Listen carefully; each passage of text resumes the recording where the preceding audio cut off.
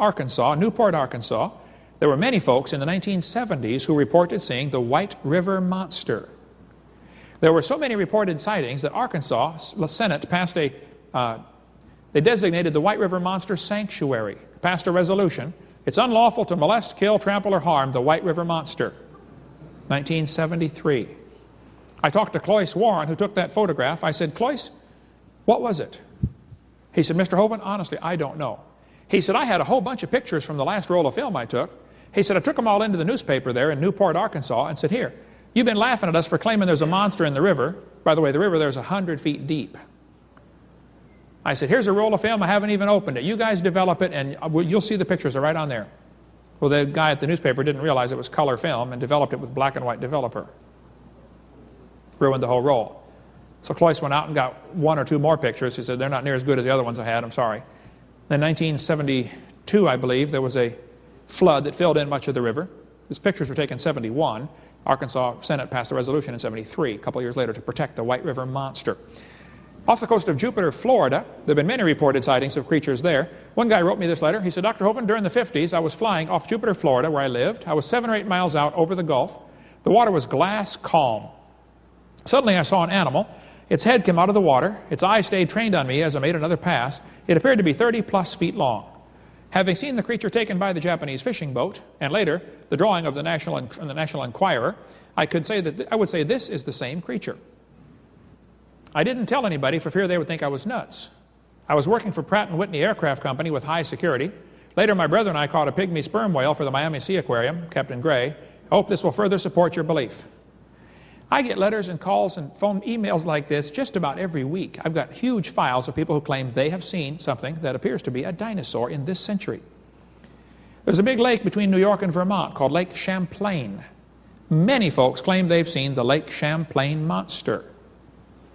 I talked to Sandy Mancy that took this picture. I said, Sandy, do you think you saw a dinosaur? She said, oh no, I know I saw a dinosaur. She and her husband and 2 kids watched it for 10 minutes. We'll put at the end of this tape her interview that I did with her describing the creature she saw, a plesiosaurus. 58 people in Lake Champlain saw what appeared to be a creature 30 to 35 feet long swimming off the port side of the boat 200 feet away. They saw it for 5 minutes. The skipper said, don't tell me it's a fish. If it was, it weighed 3,000 or 5,000 pounds. Discover magazine ran that article. There are stories in the Bible of dragons in the sea. The dragon in the sea, mentioned in Isaiah 27. In Pensacola, Florida, where I live, back in 1963, 5 teenagers, older teenagers, decided to go scuba diving on the Massachusetts. One of them came back. He made that sketch. He was frantic. He said, that thing ate my 4 friends. Here's the story as he told it. They were scuba diving on a sunken ship called the Massachusetts. I've got page after page after page of interviews, stories and things about this creature, but he said, we were an Air Force rescue raft bound for a sunken ship a few miles off the coast. Midway out, we got caught in a storm and dragged out to sea. When the storm cleared, we were in a dense fog. We began to hear strange noises, rather like the splashing of a porpoise. Also, a sickening odor like dead fish. The noise got closer to the raft, and we heard a loud hissing sound. Out in the fog, we saw what looked like a long pole about 10 feet high, sticking straight up out of the water. On top was a bulb-like structure. He said it bent in the middle and went under. It appeared several more times, getting closer to the raft. The silence was broken once again by something out of the fog. I can only describe it as a high-pitched whine. We panicked. All 5 of us put on our fins and went into the water. Keep together and try for the ship, I yelled.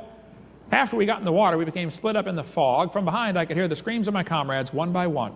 I got a closer look at the thing just before my last friend went under. The neck was about 12 feet long, brownish green and smooth looking. The head was like a sea turtle, except more elongated. He said the eyes were green with oval pupils. In a different book, he interviewed several folks after this happened, and then he stopped giving interviews altogether. But in this book, he said, I don't know how long it was before we heard a scream. It lasted maybe half a minute. Then I heard Warren call, hey, help me, it's got Brad. I've got to get out of here. His voice was cut off abruptly by a short cry. Hey, Brad, Warren, hey, where is everybody? I yelled back at the top of my lungs. Larry now swam with Eric and me. Warren and Brad were nowhere in sight. Right next to Eric, that telephone pole-like figure broke water. I could see the long neck and 2 small eyes. The mouth opened and it bent over. It dove on top of Eric, dragging him under. I screamed and began to swim past the ship. My insides were shaking uncontrollably. That's the sketch of what ate his friends. He said, the next morning I was found by the rescue unit. I shared this story at a meeting one time when I was speaking in Fort Walton Beach, Florida, not far from my house. Edward McClary was the only survivor. After I shared the story, a lady came to me after and she said, Mr. Hovind, my name is Val Bill. My stepson, Larry, was one of the kids who was eaten by that creature. She said, this story you are telling is exactly correct. That's what she said. There's her phone address if you want to write her, if you don't believe me. Down the river, down the bay from us, or down the beach from us, is Panama City, Florida, about 100 miles away. I was speaking down there, and a youth director came to me afterwards. He said, Brother Hovind, I'm a youth director at a Lutheran church. He said, my youth group was in the van driving across the bridge in Panama City, and we saw a creature just like that one you've got in your book down there. He said, the kids all saw it. Everybody saw it in the van, but they all said, man, if we tell anybody, they're going to think we're crazy. There have been many reports like this. Who knows how many have not been reported? I interviewed a lady who grew up in Panama, Central America. She said she was riding her horse along the ocean, on the Pacific Ocean, and she saw a plesiosaur. She's married to a pastor who's a Baptist pastor in Arkansas now. I interviewed her, been several winters ago. I have interviewed probably 80 people face-to-face who said, look, I've seen one. There have been 20,000 reported sightings in the last century. There have been reports of pterodactyls still alive. In Africa, they call it the Kangamato. In Kenya, they call it Batamzinga. That's their name for it. I was sitting in my office one time, and the phone rang, and this guy said, Mr. Hovind, my name is, they call him Steve. He said, my African name is real long, so they call him Steve. He said, I'm on the Kenya Olympic running team. I'm over here in Baton Rouge, Louisiana, and I'm going to school at Louisiana State. He's graduated now and gone. I don't know what happened to him. He said, you mentioned in your seminar that I just saw that pterodactyls might still be alive. Here's one here on the table. There have been many reports of pterodactyls, and I mentioned this in my seminar. Steve said, Mr. Hovind, I'm from Kenya, and I want you to know we have those creatures in my village. He said, they're only about a 4-foot wingspan, but he said they've got a bump on the back of their head. He said, why do your schools in America say they lived millions of years ago? I said, because we're dumb over here. He said, they're very rarely seen, and most people in my village don't like them, and some people are superstitious about them, because their favorite food appears to be decaying human flesh. So if you bury somebody, you better bury them deep, or Kangamato will come dig them up and eat them. Frank Mellon, the African explorer, heard about rumors about an animal called the Kangamato, lived in the Jiundu swamps in the northwest corner of northern Rhodesia, near the Belgian Congo. He asked the natives what it was. They told him it was a bird, but not exactly a bird. More like a lizard with wings like a bat. The wings made of skin. He showed them pictures of pterodactyls, and all of them immediately plummeted for the pterodactyl, excitedly muttering, Kangamato. A couple of cowboys apparently shot one back in 1880-something in Arizona, cut off the wingtips and took it back to the saloon and said, fellas, we just shot a giant bird with no feathers. Here's part of the wingtips. They had skin, not feathers. In Venezuela, a missionary told me that he's been down there for years, and the natives kept talking about an animal that they're afraid of, a giant bat. They were scared of this animal. He said it would capsize canoes and carry off Indians. I met with Adam in '98. He told me the Indians were terrified of this bat, and years ago they had sent their bravest men to the head of the river, where they killed one of the creatures years ago and buried it near the Mawada River. When Clinton showed the Indians a picture of a pterodactyl, their eyes got big as saucers, and they said, that is the bat. They positively identified this extinct dinosaur as the bat that lived a few miles from their village. Even today, the Indians will not fish or drink from the river for fear of this creature. Missionary Tyson Hughes told Bill Gibbons, who wrote the book with me, that he knew of a creature in Seram, Indonesia, right here. The locals called the creature the orang batai, which means man with wings. My next-door neighbor teaches English as a second language at Pensacola Junior College. She lets me come in and speak to her class about once every other year, so that I can share about dinosaurs and also get the gospel into them a little bit. So I was sharing about dinosaurs, and I shared this session in there. This is all adults learning English from other countries. This lady raised her hand. She said, Mr. Hovind, I am from Indonesia.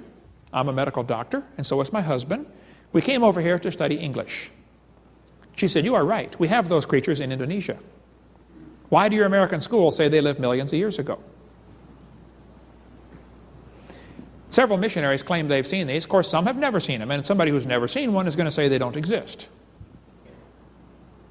Carl Baugh has been down to Papua New Guinea several times. The natives there call the creature the ropen. They say it looks just like the pterodactyl, but it glows in the dark just a little bit, like it has something bioluminescent on its skin. Several missionaries have said they saw this creature and it has a slight glow to it. Charlie Knight told me he saw one in Washington, near Spokane, Washington. Giant bird was seen off the coast of Alaska about a year ago. How many heard about that one? The 14-foot wingspan. A lot of folks on this airplane saw this thing flying right past the airplane. Not past it, but it's flying in that region. And nobody knows for sure what it was yet. It hasn't been seen since, as far as I know. I have lots and lots of stuff on this topic. A couple of things real quick here. The Indians out west used to have a story about the thunderbird. They told all the settlers that came out, they said, oh, be careful of the thunderbird. It's a giant bird. They said, why do you call it the thunderbird? They said, oh, a Sioux Indian party years ago saw one get hit by lightning and fall to the ground. It took them 3 days to find it. When they found this thing, the buzzards had picked it clean, but it had a 20-foot wingspan and a bony bump on the back of its head.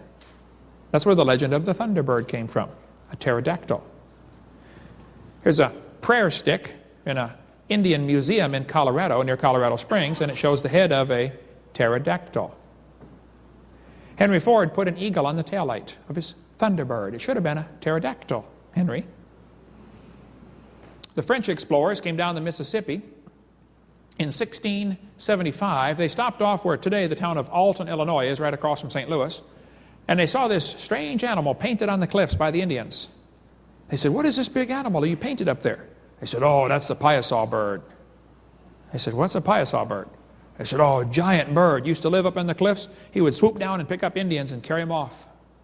But a great chief prayed, and the Great Spirit showed him a way to kill this bird, and they finally killed this giant bird that terrorized our village. For years, they painted it up on the cliffs. When the white men took over the area, they kept the painting up there, kept painting the piasaw bird.